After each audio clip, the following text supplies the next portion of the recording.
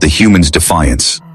The road out of the market was narrow and filled with dust. The human walked with steady steps, the alien girl leaning against him. Her body was so light it felt like carrying a child, but the weight of her pain was heavy. Every step he took, whispers followed from behind, voices of people who could not understand why he had done what he did. Foolish human, someone muttered. He wasted good coins on a shadow. Another voice added, she will not live the night. Broken things do not heal. The girl heard every word, and her heart sank. Yet the human's arms never trembled, his grip on her never loosened.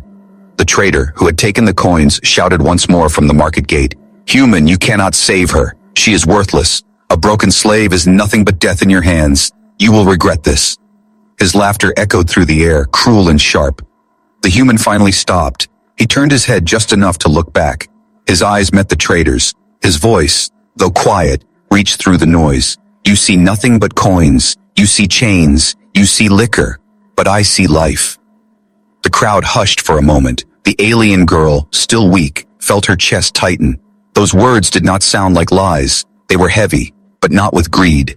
They carried weight because he believed them. The trader spat on the ground. Life? That thing is not life. It is trash. You can dress it, you can feed it, but trash is trash. His words stabbed the girl. She lowered her head, tears threatening to rise. She wanted to believe the human, but the scars of her past were deep. The human's jaw tightened. He lifted the girl in his arms fully, no longer letting her walk. Then he said in a voice so clear that even the furthest ear could hear, no life is trash. Every soul has worth, even if you are too blind to see it. The market froze. Some laughed nervously, others frowned. A few older faces softened, as if remembering something long buried. But the human did not wait for replies. He turned and carried the girl away, step after step, leaving the market behind. The girl's hands trembled as they clutched at his shirt. She wanted to ask, why are you doing this?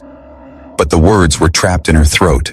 Instead, she whispered something so faint it almost disappeared in the wind. You will regret this. The human looked down at her, his eyes calm. His reply came slowly. Maybe, but I would regret more if I walked away. They walked until the noise of the market was nothing but a memory. The sun dipped lower, painting the sky with red light. They reached a small stream outside the city walls. The human set her down carefully on a rock. He poured water from his flask into her hands. She drank greedily, coughing as water dripped from her lips. When her thirst was eased, she looked at him again. Her voice was shaky. Do you know what they called me before? They called me slave. They called me worthless. They called me nothing. The human shook his head slowly. Those are not names. Those are chains. You are not nothing. The girl's chest tightened again. She did not know what to do with his words. For years she had been treated like dust under feet. For years no one had looked at her as anything but property. Yet here was a stranger, a human, who spoke to her as if she was alive, as if she mattered. She stared at him, searching for some sign of mockery, but there was none. His face was calm, his eyes steady. He was not playing a cruel game. Then a noise broke the silence. In the distance, the trader's voice rose once again, carried by the wind. You will see, human. You cannot save what is already broken. She is mine. She belongs to the dirt, not to you. The human lifted his head, his eyes narrowing. He spoke to the girl softly. Hay may claim you, but chains do not decide who you are. The girl blinked, confusion and fear in her gaze. Then what decides? She asked, her voice almost a whisper. The market of shame. The air was hot and heavy in the market, dust rising under the feet of the crowd. Traders shouted from their stalls, their voices cutting through the noise. They sold weapons, food, and even strange glowing stones. But in one corner of the market, something darker was happening. A trader with a rough voice pulled a rope, dragging behind him a weak figure. The figure stumbled, almost falling. It was a girl, thin, her skin pale and her steps shaking. The crowd turned their heads. Some laughed, others shook their heads and walked away. Just one bottle of liquor for this broken slave, the trader yelled. His laugh was cruel, his hands waved in the air as if mocking her worth. Not even worth a meal, not even worth a coin. Take her away for drink, she is nothing. The girl lifted her head slightly. Her hair fell in messy strands across her face. Her eyes were wide but empty. She looked more like a shadow than a person. She did not speak, She had learned long ago that speaking brought pain. Children hiding behind their parents peeked at her. A woman whispered to her friend, "Why even bring her here? No one will pay." The laughter of the men nearby made the girl's shoulders shake, but she did not cry. She had no tears left. Then, through the noise, a voice said, "Enough." It was not loud, but it carried power. The crowd turned. A human stood there, tall, dressed in simple travel clothes. His face was calm, but his eyes were fixed on the traitor. The traitor smirked. "What is this? A human wants trash? Maybe you want a toy to kick around. Don't waste your time, human. Even the rats don't want her." But the human did not move. His eyes stayed on the girl, not on the traitor. He saw the way her arms hung weak, the marks on her wrists where chains had been. He saw her bare feet cut by stones. He saw what the others refused to see, that she was alive. "No life is trash," he said slowly. His voice cut through the laughter. The market grew quieter. The girl blinked, as if the words were not real. She had not heard such words for years. The traitor laughed harder. "If you think that, then buy her, human. I'll give you a deal. 1 bottle of cheap liquor and she's yours. Worthless body for worthless drink. Do you want her?"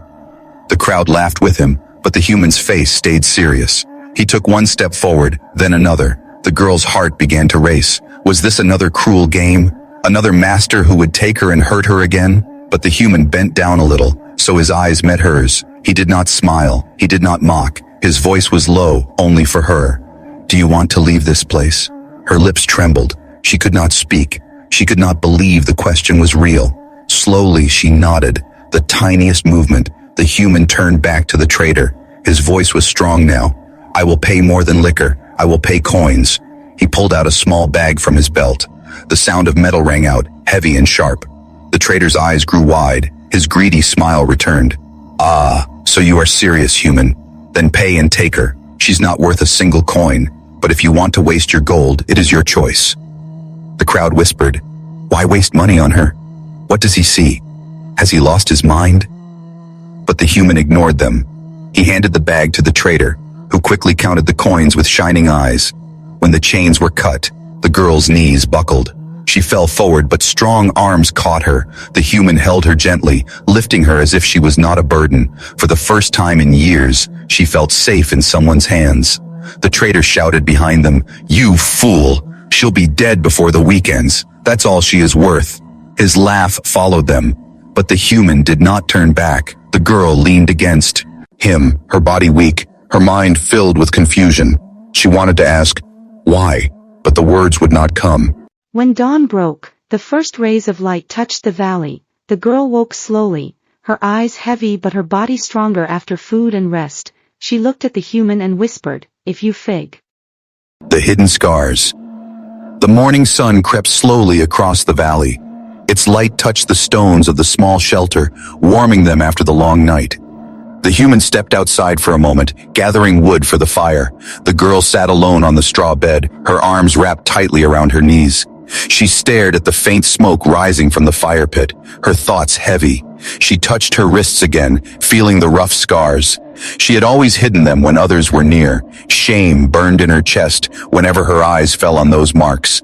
To her they were not proof of survival, but proof that she had been weak, caught and broken. Yet the human's words from the night before would not leave her mind. "These are not marks of shame, they are proof you survived." When he returned, carrying branches, she quickly pulled her arms over her wrists. But he noticed. He said nothing, placing the wood down.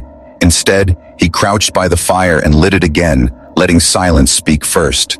The girl hated silence. Silence usually meant someone was watching, waiting to punish, but his silence was different. It carried patience, it carried respect.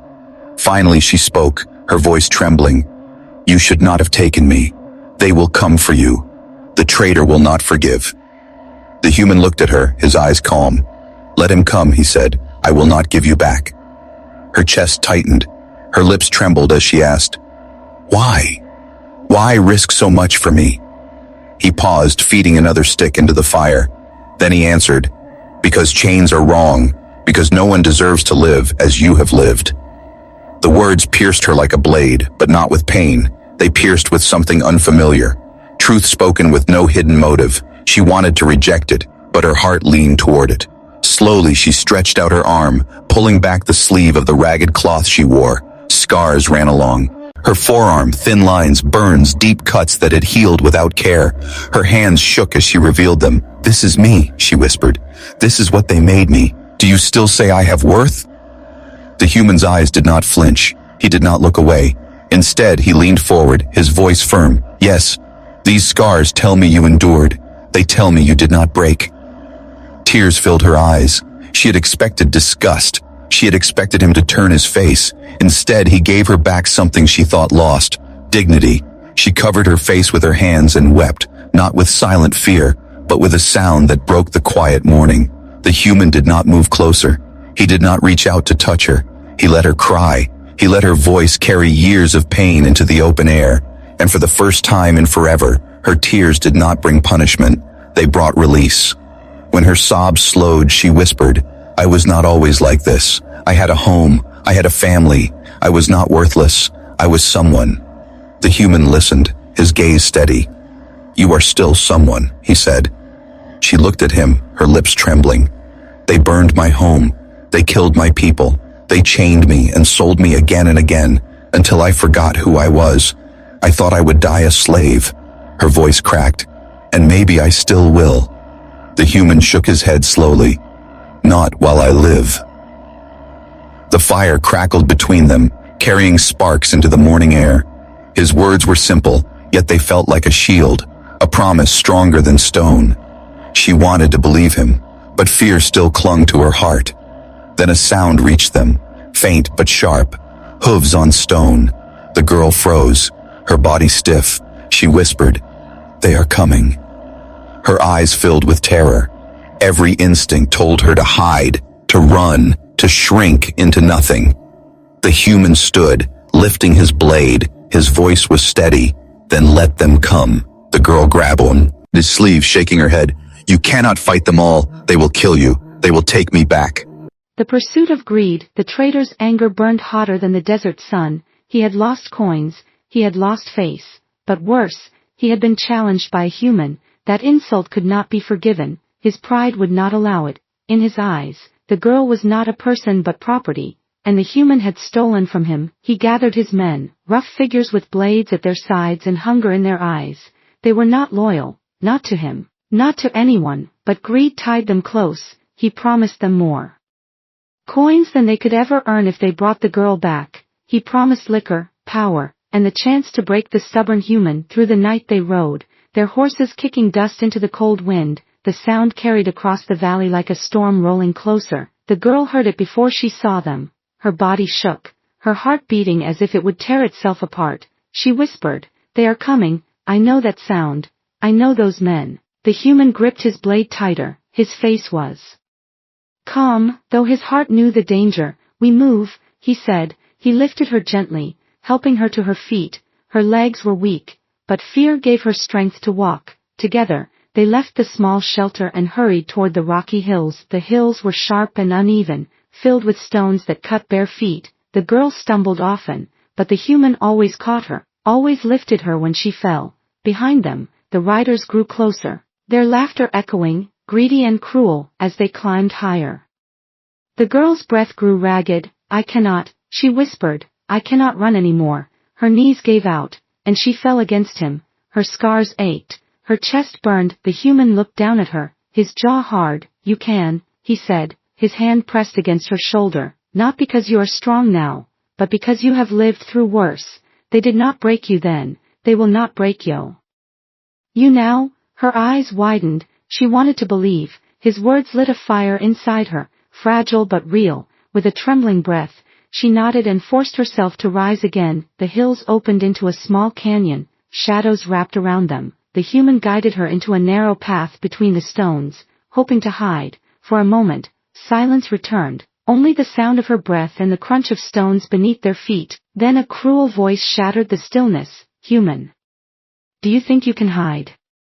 It was the traitor. His laughter rolled through the canyon walls. His men fanned out above, torches flickering in their hands. The light painted the rocks like fire. The girl froze, panic spreading. She remembered nights when torches meant pain, when men with blades dragged her back into darkness. Her body shook violently, but the human stepped in front of her, his stance wide, his blade ready. You paid coins, the traitor mocked from the ridge. But coins do not buy freedom, she belongs to me.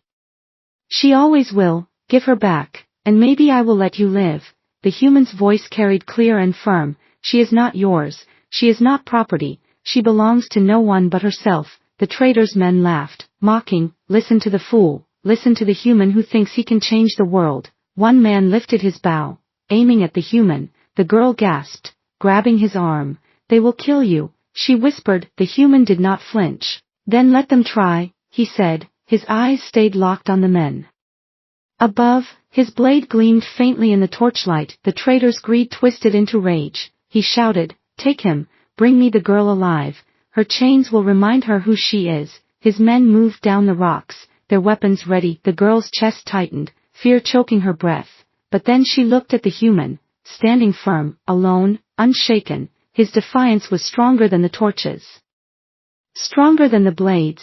In that moment, she saw something she had never seen before, a man who would not bend, a man who chose her life over his safety. The stand of Worth, the canyon echoed with the clash of steel. The human met the first attacker with a sharp swing. His blade was old, its edge chipped, but his hands were steady. The man before him laughed as he struck, but the laugh turned into a grunt when the human strike cut across his arm. Blood spilled, and the laughter of the traitor's men faltered. The girl pressed against the canyon wall, her hands trembling. She had seen many fights, but never one fought for her, never one where a man placed himself between her and danger. Her heart pounded, fear and disbelief twisting inside her. Another thug leaped down from the ridge, his blade shining in the torchlight. The human turned, blocking the strike. The force rattled through his arms, pain burned in his shoulder, but he did not fall. He pushed forward, every movement fierce with determination. The traitor watched from above, his voice mocking, fight, human, fight until your body breaks. In the end, you cannot save her, she is mine. She will always be mine. The girl's breath came fast, she wanted to scream, to beg the human to stop, but her voice was trapped. She had lived too long in chains, too long in silence. Her lips trembled, but no sound came. The human's blade cut another man down, his chest heaved, sweat dripping into his eyes. He knew he was only one man against many, yet he stood tall. His voice rose between strikes, she is not yours. She is not a thing to own, she is free. The girl's eyes widened, his words thundered louder than the steel. For years, no one had spoken for her, no one had called her free. The sound of that word cracked something inside her. Chains not on her body but in her mind began to shake. The thugs pressed closer, circling. One lunged with a spear, another swung with an axe. The human staggered, a cut opened across his arm, his blood stained the dirt, but still he held the line, his eyes never leaving the girl. She saw it then, the cost of his defiance. Every wound he took was for her, every step he held was so she would not fall back into darkness. Her tears blurred her vision, but through them she saw his unyielding stance. Her breath hitched, something deep within her stirred, not just fear, not just despair, but anger, anger at the traitor, anger at the chains, anger at the years stolen from her. Her hands clenched against the stone, a pulse of heat ran through her veins, strange and powerful. The traitor laughed again, pointing at her. Look at her, she cannot even move, she cannot even speak, she is broken, worthless. You fight for nothing, human. But his words sparked fire instead of silence. The girl lifted her head, her eyes burned with a faint light. A voice rose from her chest, shaky but strong enough to carry. I am not nothing. The traitor froze, his mocking smile faltered. The girl's body shook as the strange heat grew stronger. Her scars glowed faintly,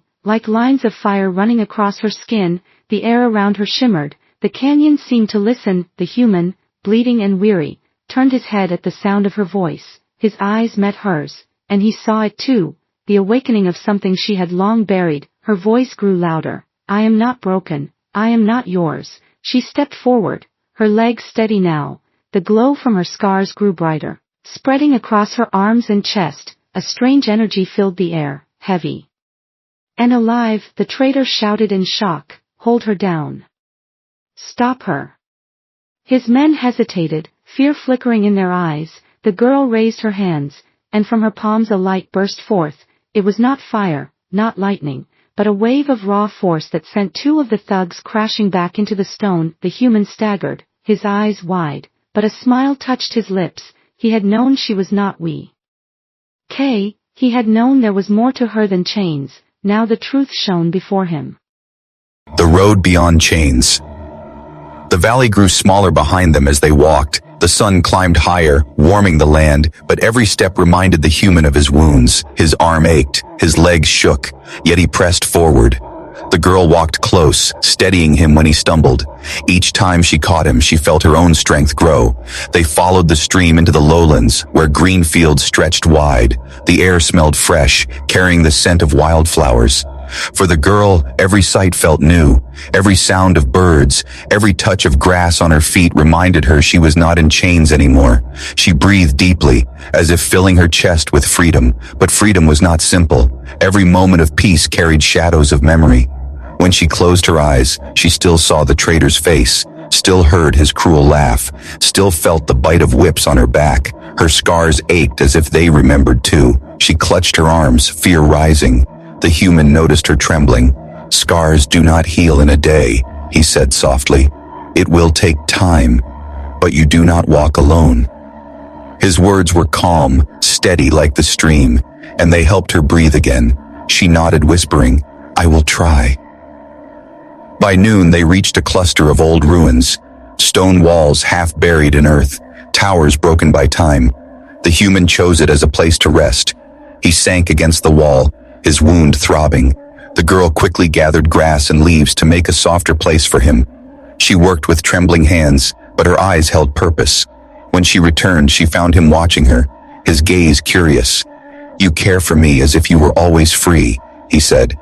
She paused, lowering her head. "No," she whispered. "I care for you because you saw me when no one else did." Her words made the silence grow deep between them, not empty but heavy with meaning.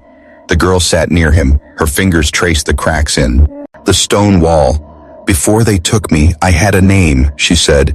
Her voice trembled. "They stole it, beat it out of me, made me answer to nothing but slave." Tears filled her eyes. "I almost forgot it myself." The human leaned forward. "What was your name?" he asked. She hesitated, fear gripping her. Speaking her name felt dangerous, as if the traitor might appear and punish her. But his eyes urged her, steady and kind. "Finally," she whispered, "Leora." The name slipped into the air like a song long silenced. The human repeated it gently. "Leora." His voice wrapped around the name as if protecting it. For the first time in years, she heard her true self called into the open.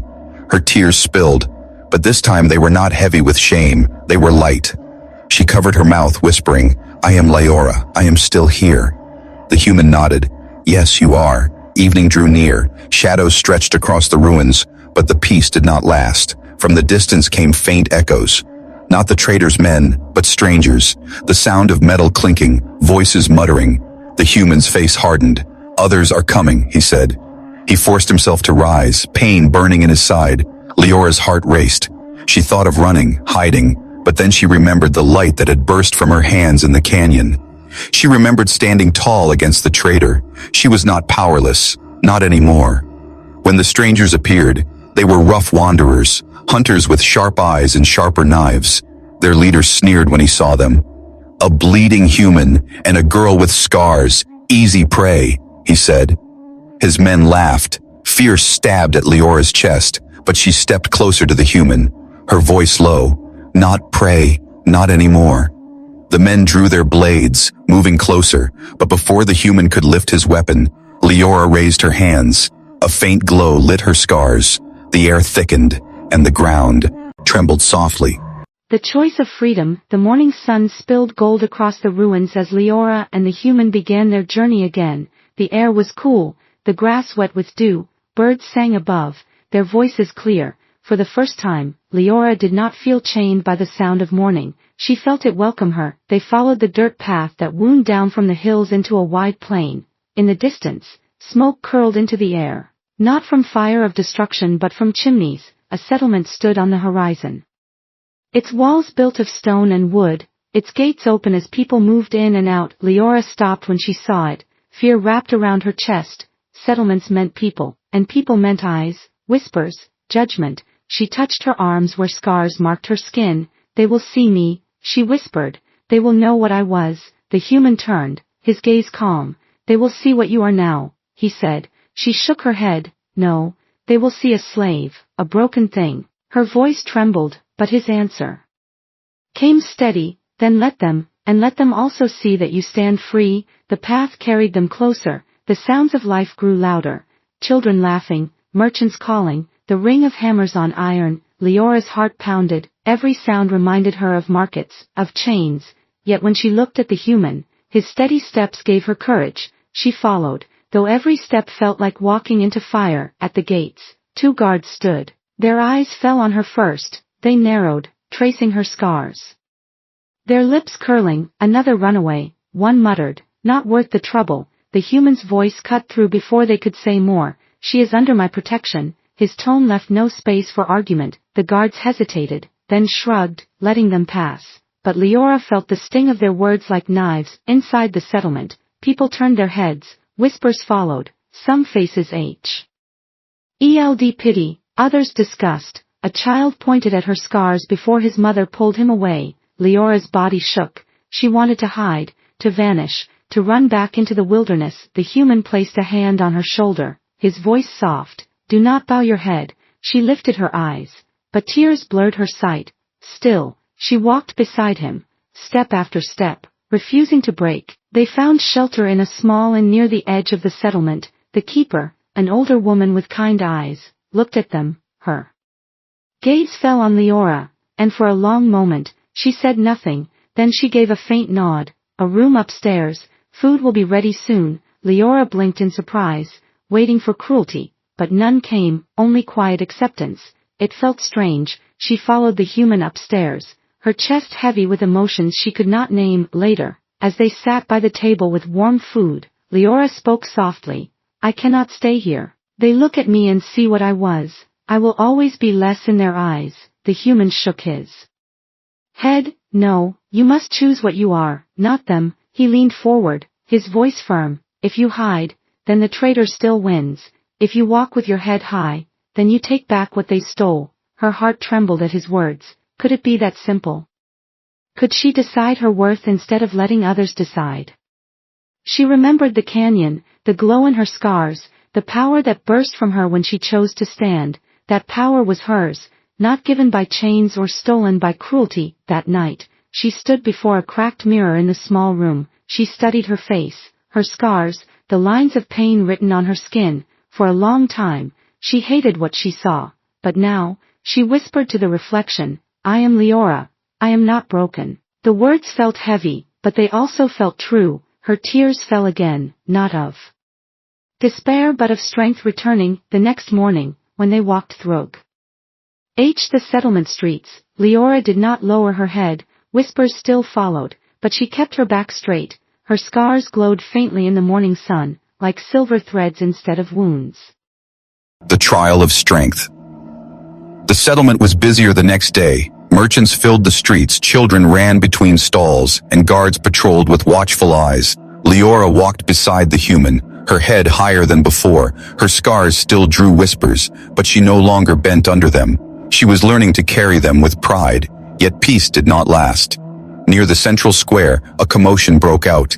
A group of men shouted, pointing toward them. That one, a voice called. She was property of the traitor. I saw her in chains. She does not belong here. The human's jaw tightened. His hand went to his blade, but Leora touched his arm. Wait, she whispered. Her eyes burned with both fear and defiance. The guards moved in. Their leader, a tall woman in steel armor, looked from Leora to the human. The settlement has rules, she said. Runaways bring trouble. Traitors demand them back. We cannot risk war. If she stays, she must prove her place. Leora's breath caught. Prove? She asked. Her voice shook. The woman nodded. A trial. Stand in the circle. Show that you are not property. Show that you are more than chains. The crowd gathered quickly, forming a ring in the square. The human wanted to fight the order, but Leora touched his hand again. Her voice was quiet but steady. If I hide behind you, I will always be a slave. Let me stand. He searched her eyes, then slowly nodded, his chest heavy with both pride and worry. Liora stepped into the circle. The people watched, some eager, some doubtful. At the edge stood a challenger chosen by the guards, a broad man with arms like stone. He held a staff, his eyes hard. If you cannot stand, you leave, he said. Fear raced through her veins, but she clenched her fists. She remembered the canyon, the traitor's laugh, the glow in her scars when she defied him. She was not nothing, not anymore. The man lunged, swinging his staff. She stumbled back, the wood cutting the air near her face. The crowd gasped. Some shouted for her to run, but Liora planted her feet. Her arms rose, the scars on her skin warming with light. The next strike came harder. She raised her hand, and the staff cracked against a shield of invisible force. The sound echoed. The man staggered, his eyes wide. The crowd murmured in shock. Liora's breath came fast. Her power burned through her veins. She felt fear, but beneath it, strength. She stepped forward, her voice rising. I am Liora. I am not yours. I am not anyone's. The man roared and struck again. This time she caught the staff in her bare hand. Her scars glowed bright. The wood snapped with a sharp crack. Silence fell across the square. The guard leader stepped forward. Her eyes narrowed. Enough, she said. She looked at Liora, then at the broken staff on the ground. A slow nod followed. You have worth. You may stay. The crowd broke into whispers. Some still doubted, but many eyes softened. They had seen her stand. They had seen her strength. No longer just scars. No longer only whispers of slavery. She was something more. The human entered the circle, his hand steady as it rested on her shoulder, his voice low but full of pride. You did not need me to fight for you. You fought for yourself. Her chest swelled. Her eyes glistened. I did, she whispered. The words felt heavy but right. She had stood, not as a slave hiding behind another, but as Liora. That night, the inn was quiet. The human sat by the window, his wounds still aching. Liora sat across from him, her mind filled with the day. She had faced her fear. She had stood before the crowd, and she had not broken. She whispered, For years I thought strength meant silence, enduring pain, but strength is standing, speaking, choosing. The human smiled faintly. Yes, and you chose well, she says. He looked at him, her voice trembling but full of gratitude. You gave me the chance, but I found the strength. I think I can keep walking this road, even if it is long. The trial of strength. The settlement was busier the next day. Merchants filled the streets, children ran between stalls, and guards patrolled with watchful eyes. Liora walked beside the human, her head higher than before. Her scars still drew whispers, but she no longer bent under them. She was learning to carry them with pride, yet peace did not last. Near the central square, a commotion broke out. A group of men shouted, pointing toward them. That one, a voice called, she was property of the traitor. I saw her in chains. She does not belong here. The human's jaw tightened. His hand went to his blade, but Liora touched his arm. Wait, she whispered. Her eyes burned with both fear and defiance. The guards moved in. Their leader, a tall woman in steel armor, looked from Liora to the human. The settlement has rules, she said. Runaways bring trouble. Traitors demand them back. We cannot risk war. If she stays, she must prove her place. Liora's breath caught. Prove? She asked. Her voice shook. The woman nodded. A trial. Stand in the circle. Show that you are not property. Show that you are more than chains. The crowd gathered quickly, forming a ring in the square. The human wanted to fight the order, but Liora touched his hand again. Her voice was quiet but steady. If I hide behind you, I will always be a slave.